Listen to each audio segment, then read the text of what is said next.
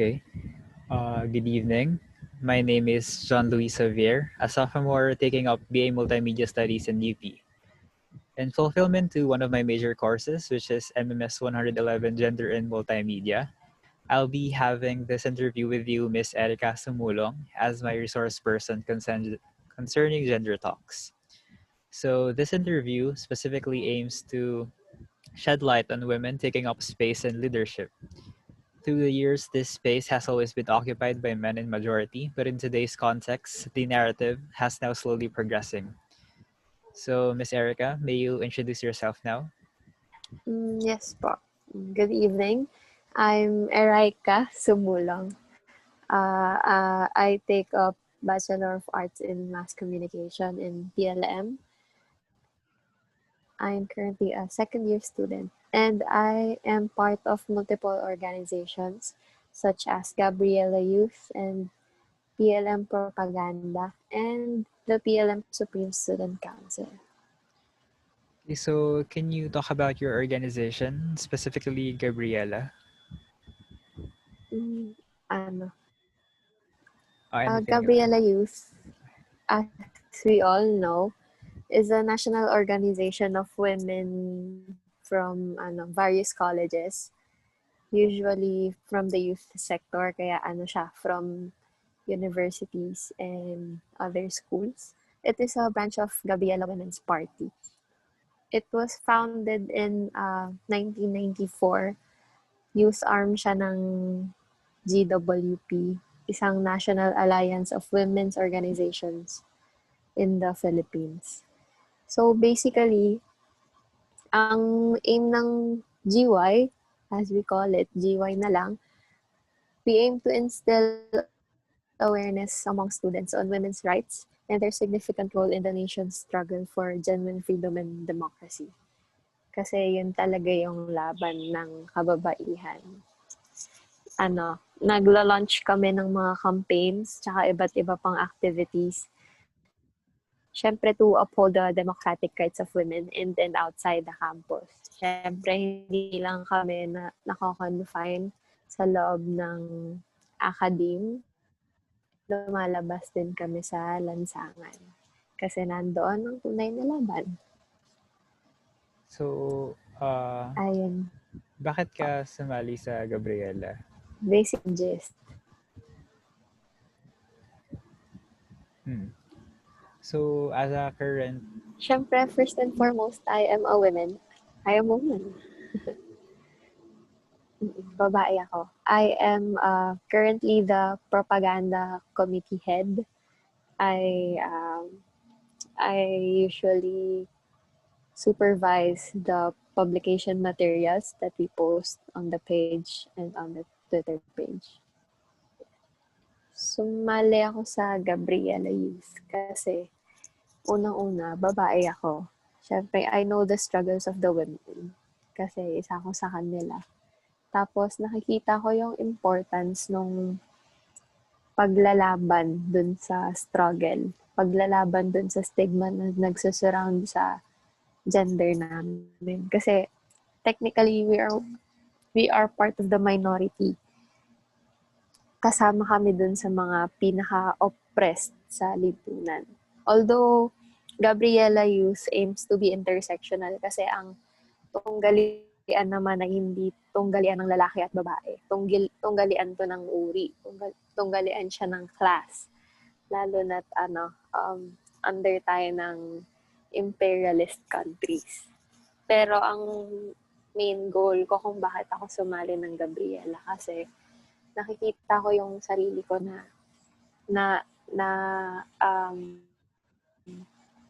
kasama sa mismong organization kasi nakikibaka ko, binabaka ko yung mga dapat bakahin sa lipunan tulad ng gender stereotypes, ng unang-una syempre patriarchy, tsaka yung matinding panunupil sa kababaihan. So, as a current propaganda committee head of Gabriela Youth, so how was your experience so far?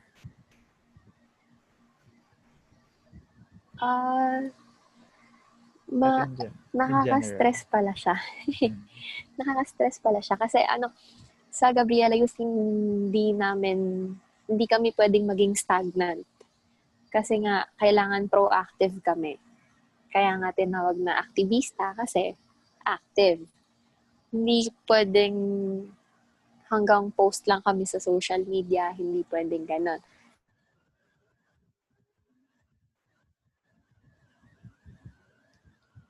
Try to launch different campaigns like seminars.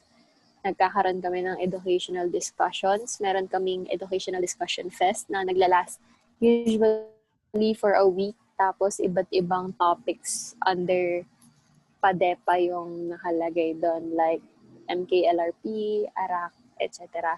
na nagtuturo kung paano natin dapat tingnan yung lipunan, kung paano natin siya suriin, at kung ano ba yung mga struggles within the society.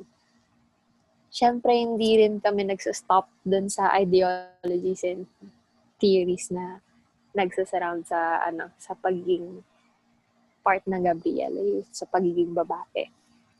Siyempre, meron din kaming nila-launch na relief ops. Like, nung nakaraan, nagkaroon ng relief ops para sa nasalanta ng bagyo, para dun sa mga nangangailangan, siyempre, yung pa-hot meals, yung pa-soup kitchen.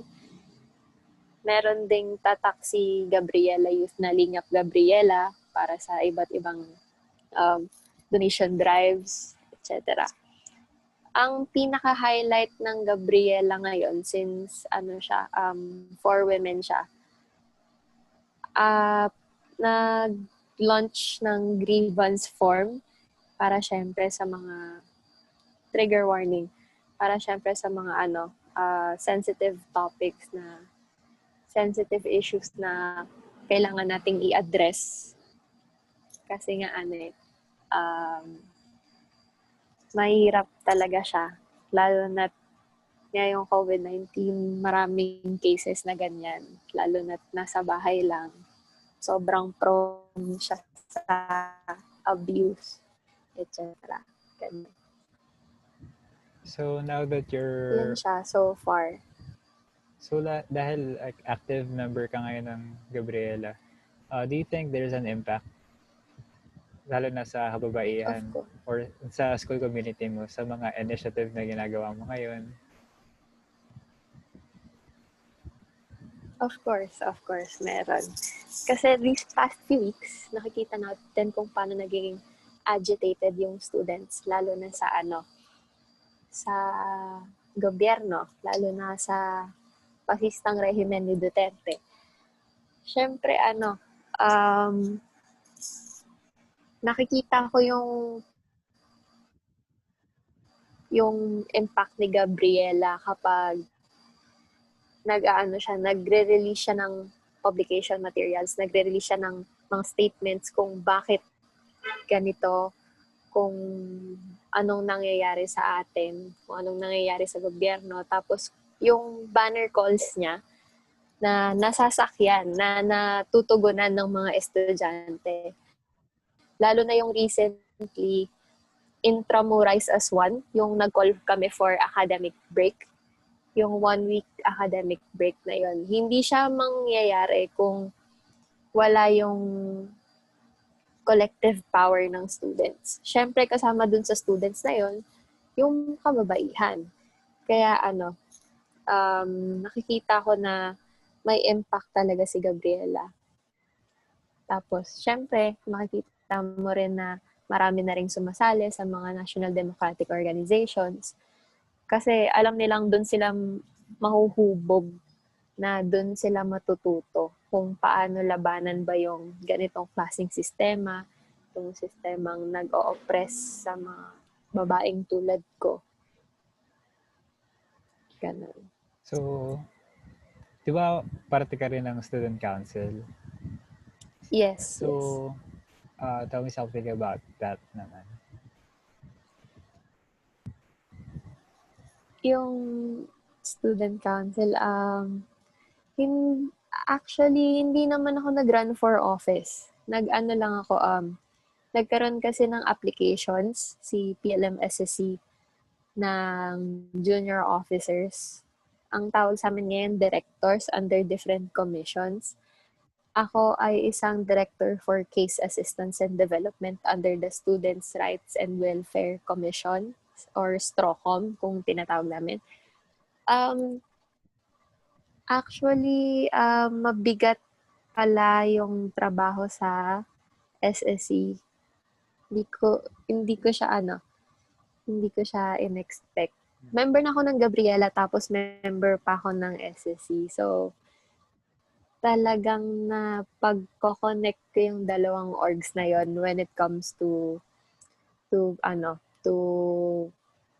being a leader. Kasi nga, intersectional naman ang laban ng lahat ng uri. Siyempre, Supreme Student Council yon bilang part ako ng PLM community na sektor, bilang part ako ng sektor ng kababaihan.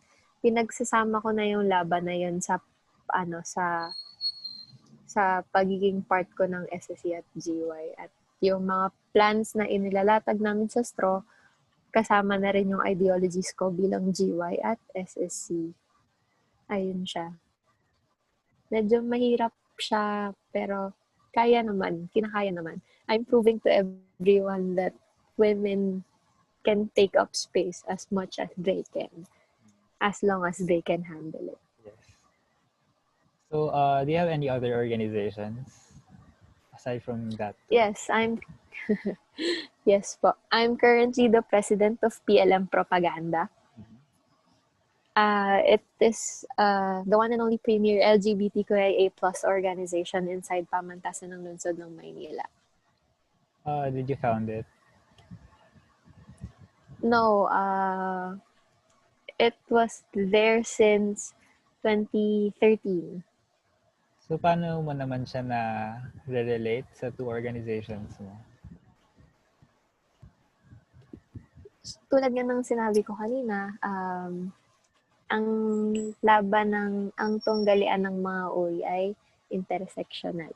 Siyempre, kasama na natin ang LGBTQIA+ organization, being me, part of that community as well, being bisexual and being a woman and being a leader.